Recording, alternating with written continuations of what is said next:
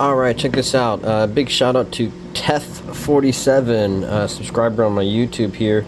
Normally I'd have rubber band brakes on these things for my spoolers, for my 3D printer coil winder, and you can see that these just spin to oblivion here. But he said that by shorting some of these pins on the back, it basically creates like an automatic brake. So if I just short pin these two right here, and then I spin this thing, basically just stops. If I let go of that, look, that thing spins forever. So by shorting those out, it creates automatic brakes. Okay, let's try this out here. We're gonna spin this thing. Spins and spins and spins and spins and spins. First we gotta flux it up here. With appropriate light.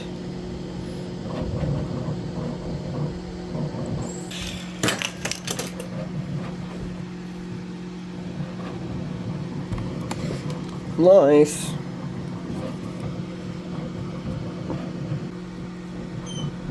So yeah.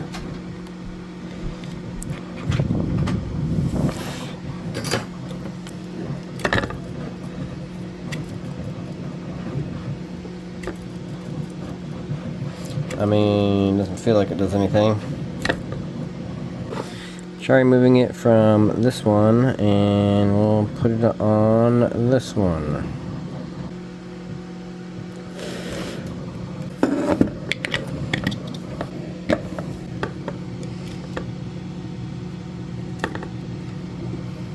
We're gonna break the connection.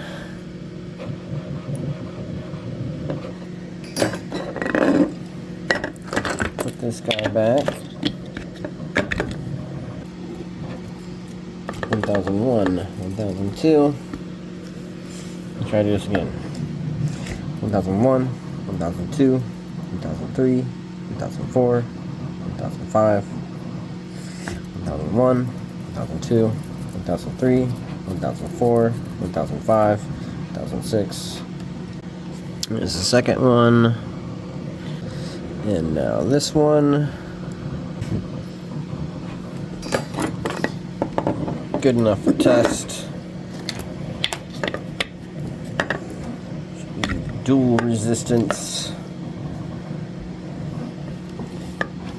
1001, 1002, 1003, 1001, 1002, 1003, 1001, 1002, 1003. Okay, here we have a definitive answer. We got this little test set up here.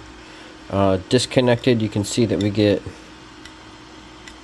spinning for a good amount of time there. If I apply this right here, boom, it refuses to spin for any length of time. If you guys can see that or not. Okay, release, wants to spin, cool. We got next one.